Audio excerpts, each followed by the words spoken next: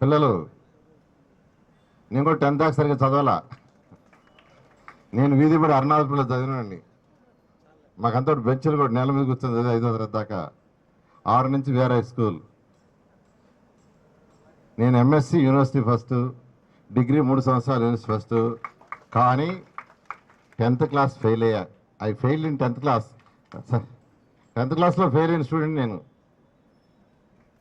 10th క్లాస్లో 1972 I failed in 10th class.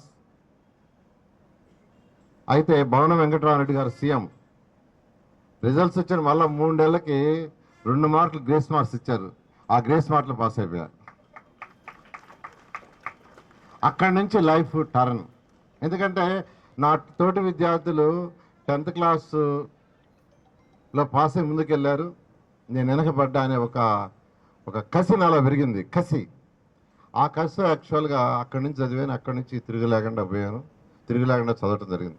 అంటే 10th class దాకా సరిగా చదవని విద్యార్థిని నేను మళ్ళీ ఇంటర్మీడియట్ నుంచి పికప్ చేశానంటే దానికి కూడా ఒక ముఖ్య కారణం ఉంది. టీచరే. నారాయణమూర్తి గారని ఒక టీచర్ ఉండేవాళ్ళు. ఆయన దగ్గర యాక్చువల్గా 8th క్లాస్ నుంచి చదివాను. 10th క్లాస్కి వచ్చేళ్ళకే స్ట్రాంగ్ ఫౌండేషన్ ఇచ్చారు. అది ఇంటర్మీడియట్ నుంచి ఉపయోగపడింది. కేవలం ఫౌండేషన్. అందుకని ఈరోజు నేను ఫౌండర్గా ఈరోజు ఉన్నాను. అంతకుముందు చైర్మన్గా నారాయణ గ్రూప్లో ఉన్నా. ప్రతి స్టూడెంట్కి ఫౌండేషన్ స్ట్రాంగ్ ఇవ్వాలని అక్కడ ప్రత్యేకంగా చెప్తూ ఉండేవాడిని. అందువల్ల నేను మరొకసారి హెడ్ మాస్టర్కి టీచర్కి చెప్పేది ఏంటంటే పిల్లలు ఏ సబ్జెక్ట్లో వీక్గా ఉంటారో వాళ్ళకి స్పెషల్గా ఫౌండేషన్ చేయండి.